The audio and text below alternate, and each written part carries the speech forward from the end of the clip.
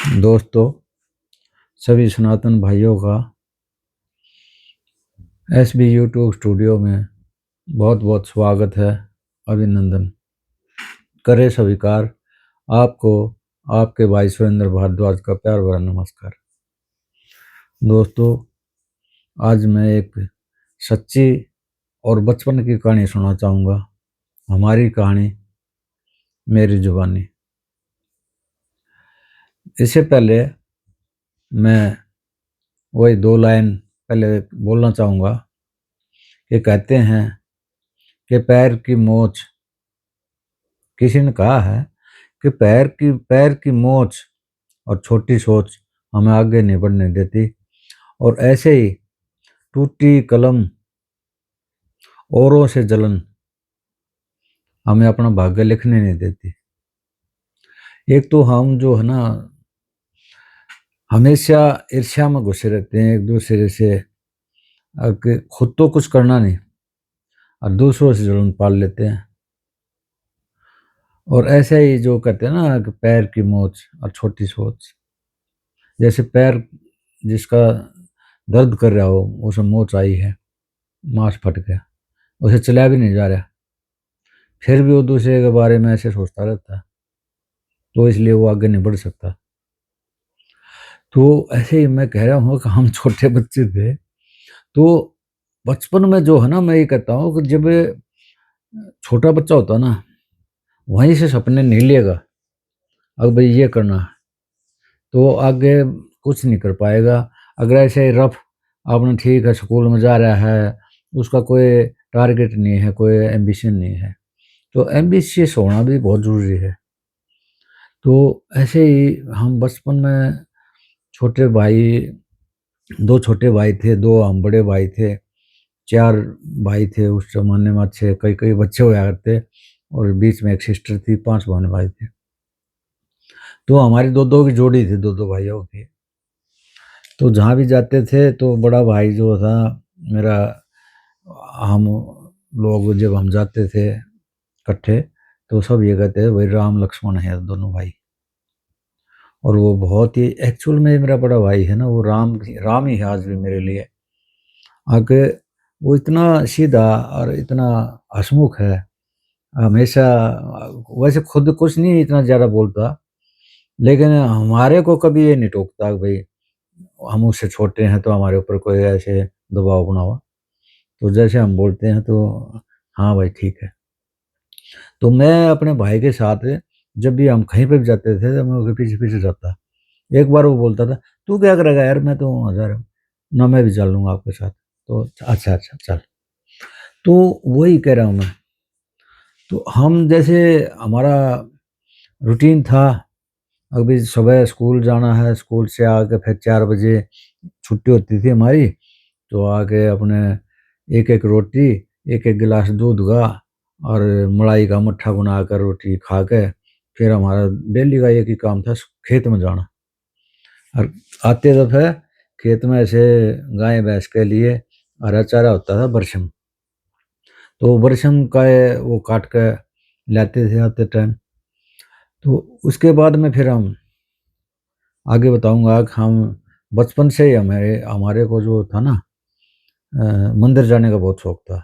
हमारी माँ जो थी ना, वो जब हम छोटे थे तब भी हमारे को मंदिर ले जाती थी, कहीं पे भी जाती थी पूजा पाठ के लिए, तो हमें साथ ले जाती है बच्चों को।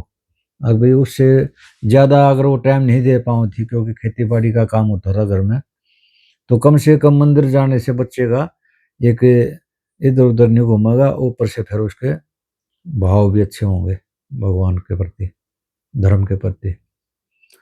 तो ऐसे ही मैं बता रहा हूँ कि हम जब शाम को स्कूल में से आ गए, जब हम खेत में जाते थे, तो हमारे घर में टू व्हीलर था। हम जॉइंट फैमिली थे पहले, फिर अलग हो गए थे, तो ताऊ और सब अलग हो गए।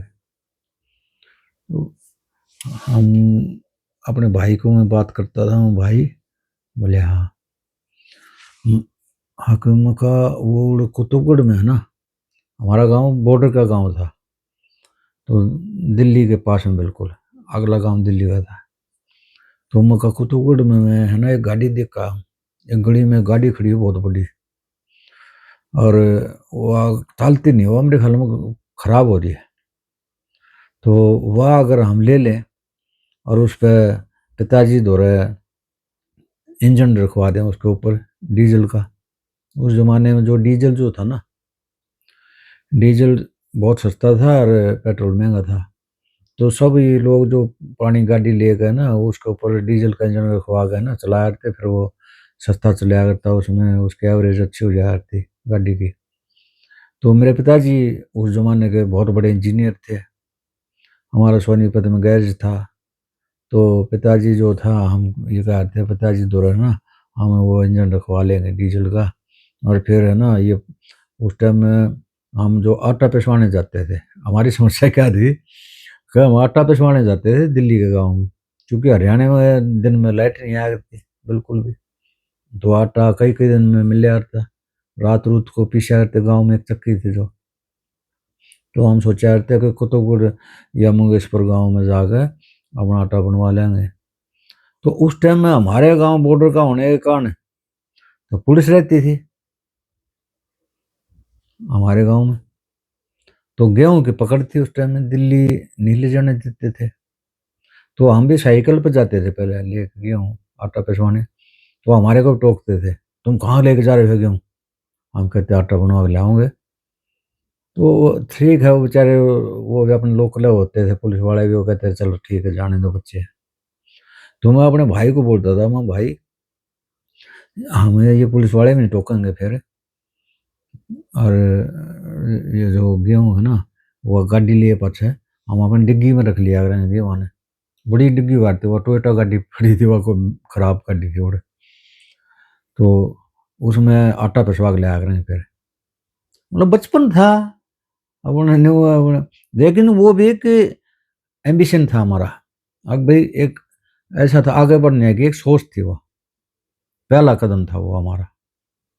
ठीक है, वो बाद में फिर अपने अब तो गाड़ी गुड्डी सबके पास हो गई थी, नौकरी नाकरी सब लग गए थे, तो मैं यही कह रहा हूँ कि भाई सपने जरूर लेने चाहिए, क्योंकि बगैर सपने के बगैर एम्बिशन के कोई भी आदमी आगे नहीं बढ़ता, टारगेट होना चाहिए हर एक आदमी का। मैं तो इस सभी बच्चों को कह रहा हूँ, तो पेपर हो गए जो भी है बेटा, जो भी अपने जीवन में है ना करना है ना, तो उसको पहले आपने अपने अंदर उस चीज़ को ये टारगेट बनाना पड़ेगा, भाई ये करेंगे। तो उसी के कारण अब मैंने तो खरी इंजीनियरिंग नहीं करी, मेरा बड़ा भाई मेरा इंजीनियर बना, बड़ा भाई इंजीनियर रहा वो, और ठीक है वो मैकेनिकल तो नहीं किया उसने, इलेक्ट्रिकल का किया, तो वो इंजीनियर बना, मैंने वैसे पढ़ाई की।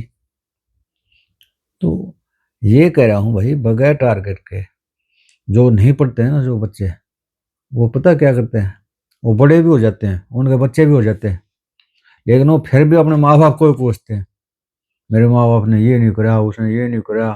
फिर वो अपने भाइयों बड़े भाई होंगे छोटा भाई होगा तो वो अपने बड़े भाइयों को कोसेगा, कि ये अगर पैसे दे देते मेरी नौकरी लग जाती, मेरा ये हो जाता, मतलब वो हो जाता, मतलब यही होता है। और जो फेलियर जो आदमी होते हैं ना वो दूसरे पे दोष देता है। ऐसे तो भाई चोर भी बहुत सारे घूमे हैं डाकू, जो दिन में किसी बैंक में चले गए तो बैंक में नहीं देख कहाँ हाँ किसी की तिजोरी धरी है कहाँ पैसे हैं, या कहीं पर किसी घर में चला गया तो घर में नहीं देखेगा।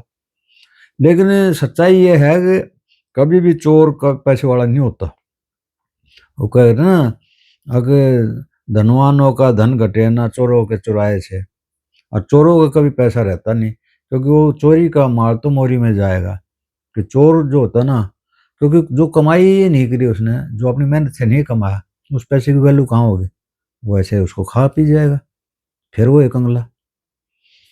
तो एम्बिशन मैं कह रहा हूँ बच्चों को सबको भाई जरूर रखो अपना एक कोई उनको टारगेट लेकर पढ़ो, जैसी आज की एजुकेशन की जरूरत है वैसी भी पढ़ो, सरकार खूब प्रोत्साहन भी दे रही है, उनसे अपने जितना भी मैक्सिमम हो सके है लोन लो और कुछ लो, अपने जो भी अपने काम धंधा शुरू करो, कोई टेक्निकल या वैसे वो अपनी एजुकेशन लो, उसकी फिर अप्रेंटिस लो, फिर सीखो उन्हें कैसे मैन्युफैक्चरिंग का काम सीखो वो सीखो, तो टारगेट होना चाहिए, मेरा कहने का मतलब आज के युग में, तभी वो कामयाब होगा। क्योंकि पहले टाइम में तो, हमारे टाइम में तो हम खप भी जाते, नौकरी ना होती तब भी हम गाँव में भी कर लेते खेती बाड़ी। इधर तो खेती बाड़ी ही नहीं रही। तो अब तो सब ऐसा ही है, सब ने अपना टारगेट लेकर पढ़ो, सब आगे बढ़ो। तो यही है हमारी कहानी जो थी, मेरी ज़ुबानी जो, तो मेरा कहने का मतलब ये है भाई, सब शिक्षा यही है मेरी तो, हर किसी को, और किसी से भी कोई भी आदमी जानकारी ले सकता है, उसमें छोटा बड़ा नहीं होता, अच्छे काम के लिए। राम राम, जय श्री राधे राधे कृष्ण, जय भोले बाबा, ओम नमः शिवाय।